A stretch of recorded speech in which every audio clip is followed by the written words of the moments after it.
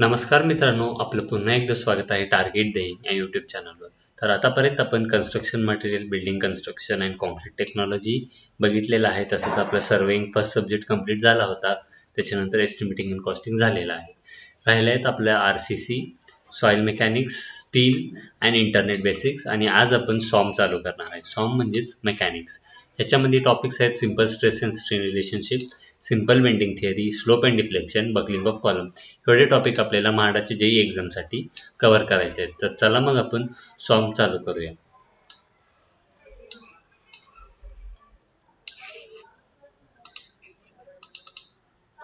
तर आपला पहिला टॉपिक आहे simple stress and strain. Simple stress and strain हे आपलं पहिला चॅप्टर असणार आहे आणि मेन आपल्याला स्ट्रेस म्हणजे काय हे माहीत पाहिजे. स्ट्रेस म्हणजे काय? Resisting force upon unit area. आपण लोड पर एरिया पण म्हणतो, कारण असं आहे की जेवढा आपण एक्सटर्नल लोड अप्लाय करतो तेवढाच आपल्याला रेजिस्टिंग फोर्स सुद्धा बॉडीमध्ये जनरेट होत असतो, म्हणून आपण त्याला लोड अपॉन एरिया सुद्धा म्हणू शकतो. स्ट्रेस जे आहे ही मेनली टू टाईप्स आहेत. एक आहे नॉर्मल स्ट्रेस आणि दुसरा आहे शिअर स्ट्रेस. नॉर्मल स्ट्रेसमध्ये सुद्धा दोन टाईपचे आहेत. एक आहे डायरेक्ट ॲक्शियल स्ट्रेस आणि आहे बेंडिंग स्ट्रेस. डायरेक्ट ॲक्शियल स्ट्रेस म्हणजे आपल्या बॉडीच्या न्यूट्रल ॲक्सेसला आपण पॅरलली किंवा त्याच लाईनमध्ये आपण जेव्हा फोर्स अप्लाय करतो त्याला आपण डायरेक्ट ॲक्शियल स्ट्रेस म्हणतो. बेंडिंग स्ट्रेस म्हणजे थोडंसं फार जर इसेंट्रिसिटीनं आपण अप्लाय केलं तर त्याला आपण बेंडिंग स्ट्रेसेस म्हणतो. हे सगळे स्ट्रेसेस आपण वन बाय वन पुढे बघणारच आहे. आणि त्याच्यामध्ये सुद्धा दोन टाईप्स असतात. एक आहे टेन्साईल. टेन्साईल म्हणजे आपल्याला माहित आहे की ती पुल फोर्स असत असतात. आणि कॉम्प्रेसिव्ह म्हणजे ती पुश फोर्सच असतात. म्हणजे एका बॉडीला आपण पुश करतो. फॉर एक्झाम्पल हे आपण कॉम्प्रेसिव्ह फोर्स लावलेला आहे आणि हेच आपण बॉडीला उलटं दाखवलं, ह्याला आपण टेन्साईल फोर्स लावलेला आहे. म्हणजे बेसिकली पुल आणि पुश फोर्स झालेला आहे. तर आपल्याला युनिट फॉर दुसरा टाईप म्हणजे काय? Shear stress. शिअर स्ट्रेसमध्ये सुद्धा दोन टाईपचे आहेत. एक आहे डायरेक्ट शिअर स्ट्रेस आणि एक आहे टॉर्शनल शिअर स्ट्रेस. याच्यामध्ये आपण डिटेलमध्ये पुढे बघणारच आहे. Unit for stresses. स्ट्रेसेसचे युनिट काय काय आहेत? पहिला आहे 1 kPa, 1 MPa, 1 GPa, 1 MPa. ही जी MPa ही मेन इम्पॉर्टंट आहे. आपल्याला बेसिकली MPa किंवा GPa मध्ये क्वेश्चनमध्ये दिलेला असतो. तर त्यांचं कन्व्हर्जन न्यूटन पर मीटर स्क्वेअर आणि न्यूटन पर mm स्क्वेअर मध्ये तुम्ही बघून घेऊ शकता. पण नॉर्मल स्ट्रेस म्हणजे काय? When resisting force is perpendicular to the surface on which we are finding stresses. म्हणजे समजा आता आपल्याला ह्या प्लेनमध्ये आपल्याला स्ट्रेस फाइंड करायचं आहे, तर ह्याला परपेंडिक्युलर जी फोर्स आहे ह्याला आपण नॉर्मल स्ट्रेस म्हणतो. तर डायरेक्ट ॲक्शियल स्ट्रेस म्हणजे काय? ॲक्सिस ऑफ बारला जेव्हा आपण लोड अप्लाय करतो त्यालाच डायरेक्ट ॲक्शियल स्ट्रेस आपण म्हणू शकतो. बेंडिंग स्ट्रेसेस म्हणजे काय? असं आपण वरून ॲक्ट करतो, म्हणजे पॅरलली जेव्हा आपण लोड ॲक्ट करतो. समजा आतापर्यंत एक पॉईंट लोड दिला तर ही जी आहे ह्याच्यामध्ये बेंडिंग फॉर्म झालेला आहे.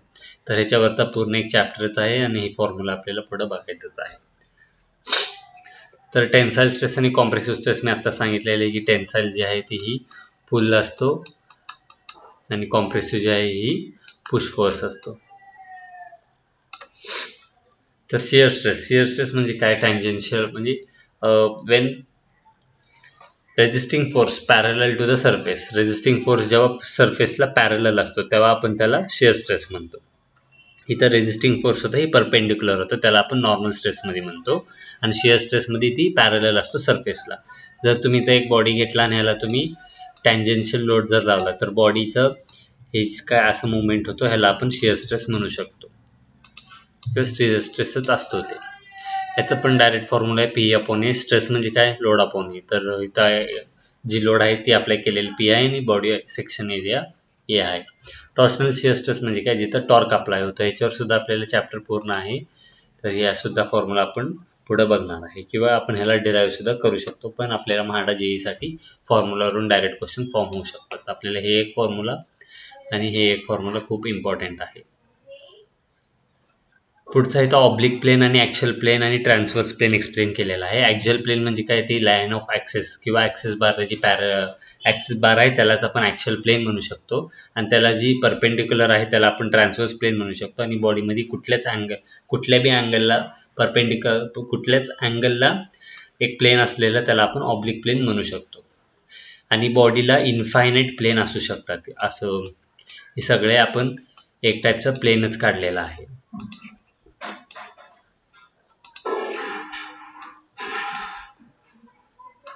नंबर ऑफ इनफायनाईट प्लेन्स आपण हे करू शकतो. तर stress टेन्सर्स for 3D and 2D हे आपण इथं 3D डायग्राम काढलेला आहे आणि याच्यामध्ये 3 ॲक्सिस दाखवलेला आहे, एक्स वाय अँड झेड रेस्पेक्टिव्हली त्यांचं नाव दिलेलं आहे. आय जे म्हणजे इथं आपण समजा वाय वाय आहे, तर वाय वायचा अर्थ काय, stress on ith face in जेथ डायरेक्शन. म्हणजे समजा इथं वाय फेस आहे म्हणून इथं आपण वाय सबस्टिट्यूट केला आहे मध्ये, आणि डायरेक्शन पण काय आहे, वायच आहे म्हणून याला आपण टाऊ वाय वाय असं नाव दिलेलं आहे. तसंच इथं tau x x tau x Y पहिलं जी आहे ती फेसचं नाव येतं, नंतर डायरेक्शनचं नाव येतो. ह्याला आपण स्ट्रेस टेन्सर म्हणलेला आहे.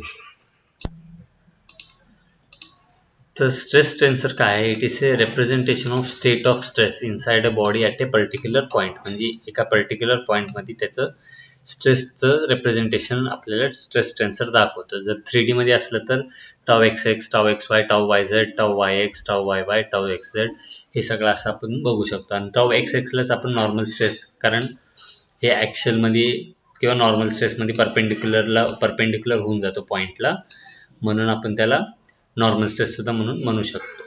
हेच सेम 2D मध्ये आपण जर केला तरी काय होतं, टाऊ झेड जी आहे किंवा सिग्मा झेड जी आहे ही 0 होऊन जातो आणि 2D फेसमध्येच असतो.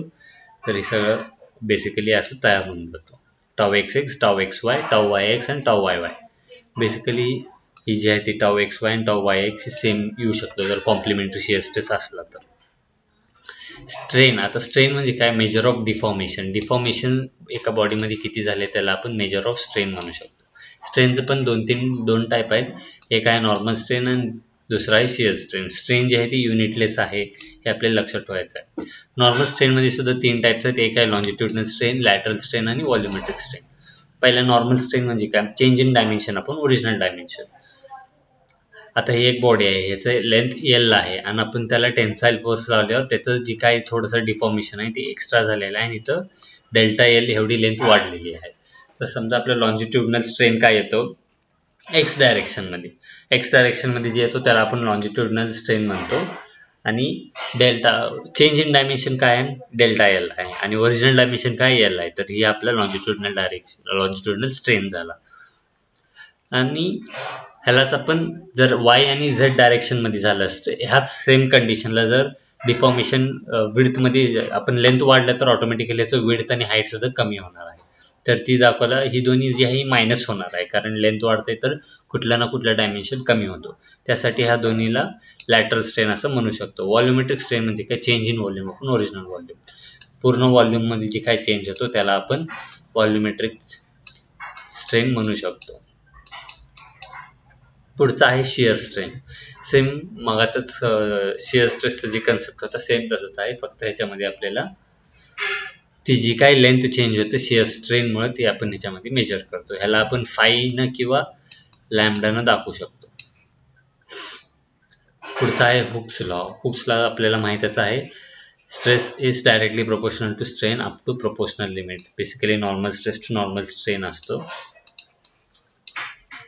तर ह्याच्यामध्ये आपण प्रोपोर्शनॅलिटी साईन काढण्यासाठी एक कॉन्स्टंट इंट्रोड्यूस करतो आणि ती कॉन्स्टंट यंग्स मॉड्युलस असतो. आणि पुढचं शिअर स्ट्रेस टू शिअर स्ट्रेनचं जर आपण प्रोपोर्शनॅलिटी घेतला तर त्याच्यामध्ये आपण 5G आहे ह्याला shear stress to shear strain आपले 5G आहे ती शिअर स्ट्रेन आहे, टाऊ जी आहे ती शिअर स्ट्रेस आहे, आणि प्रोपोर्शनॅलिटी साईन काढून आपण जी कॉन्स्टंट इंट्रोड्यूस करतो. जी कॉन्स्टंट म्हणजे काय, मॉड्युलस ऑफ रिजिडिटी और शिअर मॉड्युलस.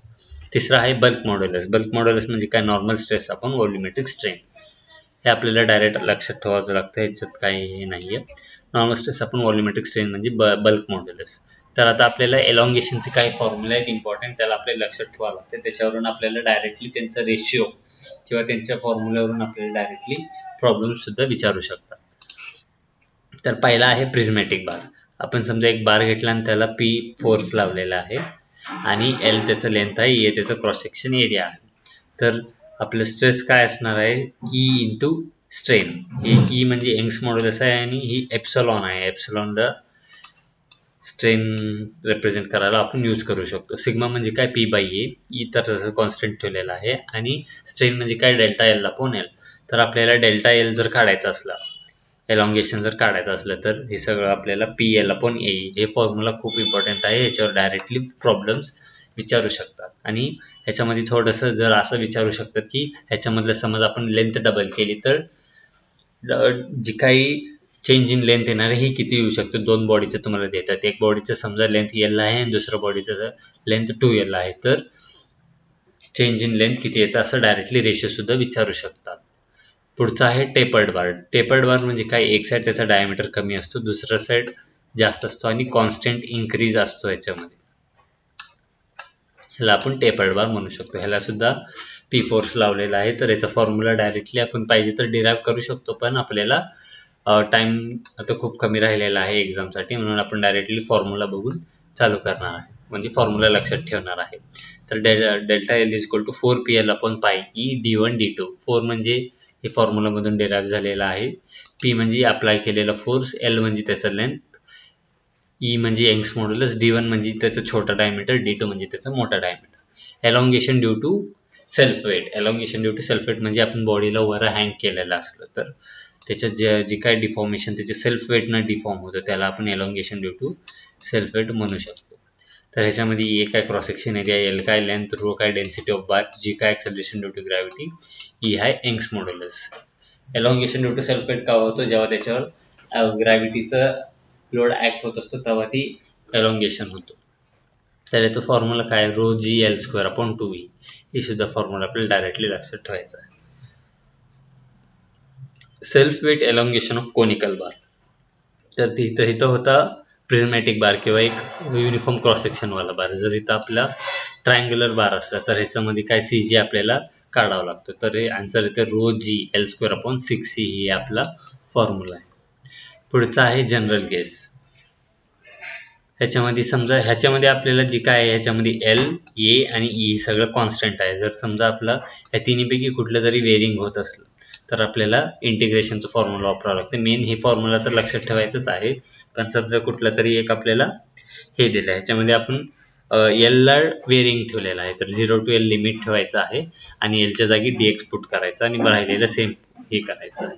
जर समजा आपल्याला एरिया वेगळा दिला असता तर इथं आपण PL upon E into DX केला असता आणि लिमिट काय लावलं असतं 0 to A. हे असे फॉर्म्युले जनरल केसमध्ये तयार होऊ शकतो. जर एखादा लोड किंवा एरिया किंवा यंग्स मॉड्युलस किंवा लेंथ वेरिंग दिला असतं तर, आणि जी काय बाकीचे 3 कॉन्स्टंट आहेत ती फंक्शन ऑफ एक्स असण्याचं गरजेचं आहे, ते आपल्याला सॉल्व्ह करण्यासाठी. पुढचं आहे elongation due to multi axial loading. तर ही मल्टी ॲक्सियल लोडिंगचा प्रॉब्लेम आपल्याला डिप्लोमाला विचारलेला असेल, तुम्हाला लक्षात असेल. ही तुम्हाला माहिती आहे की सिम्पल आहे. एका ह्याच्यामध्ये 3 ह्याच्यामध्ये डिवाइड करून वेगवेगळा लोड लावलेला आहे. तर आपल्याला हे सगळं काढता येतो. इकडं 500 तर इकडं 500 आणि इकडं 200 ऑलरेडी आहे, तर इकडं 300 रिटर्न येणार. तर इथं बी 300 ऑटोमॅटिकली ऑपोजिटचे equal and opposite reaction same येत असतो. तसं करून आपल्याला ही रिझॉल्व्ह करू शकतो. आणि आपल्याला सगळ्या बॉडीवर लोड भेटलेला आहे, तर डेल्टा एल आपण सगळ्यांचं ॲडिशन करून काढू शकतो. सिरीज अँड पॅरलल कॉम्बिनेशनमध्ये सेम तसंच आहे. P1, P2, P3 सेम येणार आहे ह्याच्यामध्ये. तर डेल्टा एल ह्यांचा ॲड करायचं, delta L1, delta L2 plus delta L3 जर टोटल काढायचं असलं.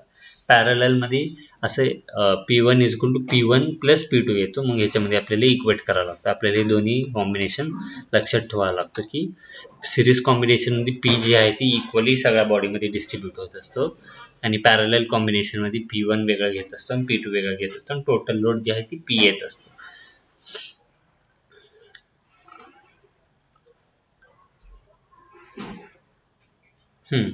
Load with respect to time म्हणजे आता ग्रॅज्युअल लोड म्हणजे काय, सडन लोड म्हणजे काय, इम्पॅक्ट लोड म्हणजे काय आपण बघणार आहे.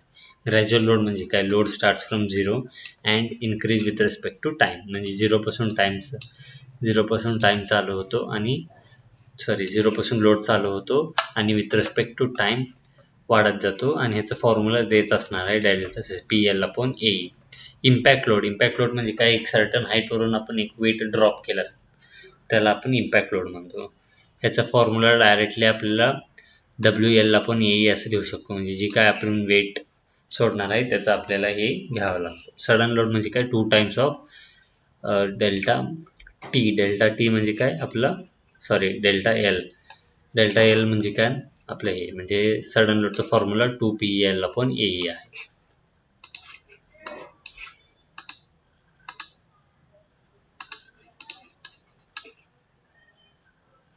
आता डिझाईन स्ट्रेसचं दोन असतं. एक आहे इंड्युस्ड स्ट्रेस, म्हणजे हे जे आहे एक्सटर्नल आहे. इंटरनल प्रॉपर्टीजमध्ये परमिसिबल स्ट्रेस आणि अलोबेल स्ट्रेस असतं. हे जे आहे आपल्याला एक्सटर्नल लोडवर डिपेंड करतो, आणि स्ट्रेस इंड्युस्ड जे आहे ती लोड अपॉन एरिया आहे.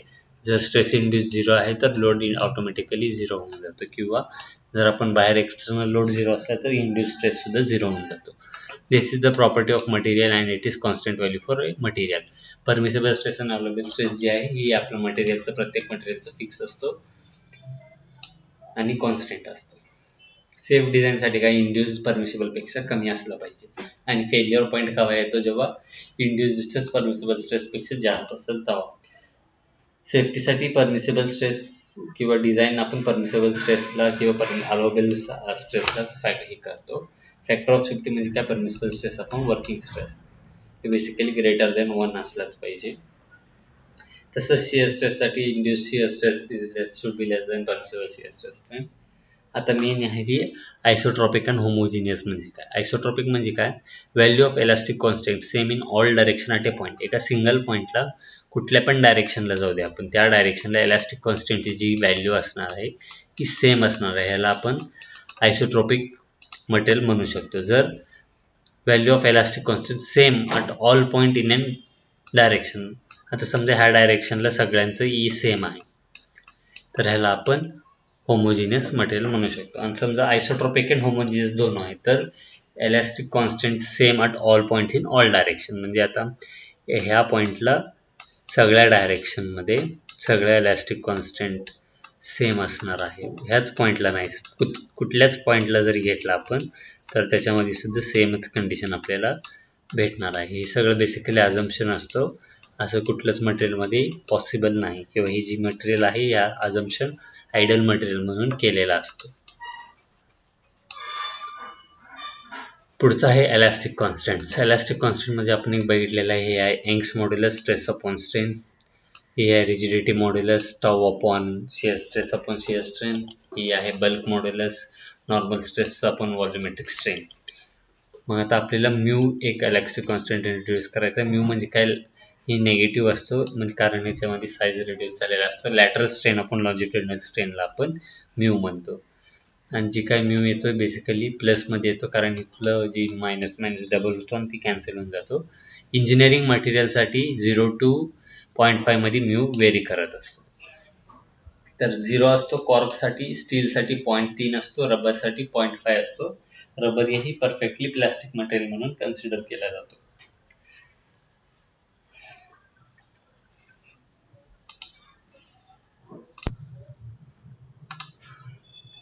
तर ह्यांच्यामधलं रिलेशन जे आहे, रिलेशन बिटवीन इलास्टिक कॉन्स्टंट, हे आपल्याला लक्षात ठेवायचं आहे. मेनली 3 रिलेशनशिप आहेत.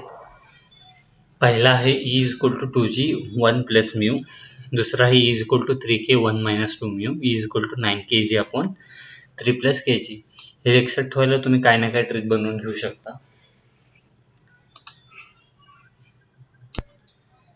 इथं आपण दोन ई वाल्याला इक्वेट केलं तर आपल्याला 2G 1 plus mu is equal to 3K 1 minus 2 mu ह्याला आपण इक्वेट करू शकतो. दोन ईला इक्वेट केल्यानंतर आपल्याला इथं म्यूची व्हॅल्यू किंवा के किंवा जीची व्हॅल्यू आपण फाइंड करू शकतो. तर आपल्याला number of independent elastic constant ही विचारतात. आयसोट्रॉपिकसाठी 2 असतो, ऑर्थोट्रॉपिकसाठी 9, अनआयसोट्रॉपिकसाठी 21 इलास्टिक कॉन्स्टंट असतो. तर पुढचं टॉपिक आहे ट्रायॅक्सियल लोडिंग. ट्रायॅक्सियल लोडिंग म्हणजे काय, तिन्ही ॲक्सेसमध्ये आपण लोड अप्लाय केला तर त्याला आपण ट्रायॅक्सियल लोडिंग म्हणतो. तर याच्यामध्ये sigma x upon e minus mu sigma Y plus sigma Z upon E. Basically ह्याचा कन्सेप्ट असा आहे की जर आपण एका डायरेक्शनमध्ये लेंथ वाढवलं तर एक डायरेक्शनमध्ये ती कॉन्ट्रॅक्ट होणार आणि दुसऱ्या डायरेक्शनमध्ये सुद्धा कॉन्ट्रॅक्ट होणार. ती कितीनं कॉन्ट्रॅक्ट होणार ती म्यूवर डिपेंड करतो. म्हणून आपण समजा आता एक्स डायरेक्शनचं काढायचं असलं तर सिग्मा एक्स अपॉन ई ह्या डायरेक्शनमध्ये इन्क्रीज होतो असं आपण कन्सिडर केला, आणि म्यू म्हणजे त्या मटेरियलवर डिपेंड की आता ती किती श्रिंक होणार आहे. मग आता ही सिग्मा वाय जेही निगेटिव्ह येणार आणि सिग्मा झेड जेही बी निगेटिव्ह येणार. तसंच सिग्मा वाय आणि सिग्मा झेडसाठी पण आपण फॉर्म्युला बघून घेऊ शकतो. ही जी आहे ही स्ट्रेन आहेत basically, volumetric strain in x direction, volumetric strain in y direction, volumetric strain in z direction.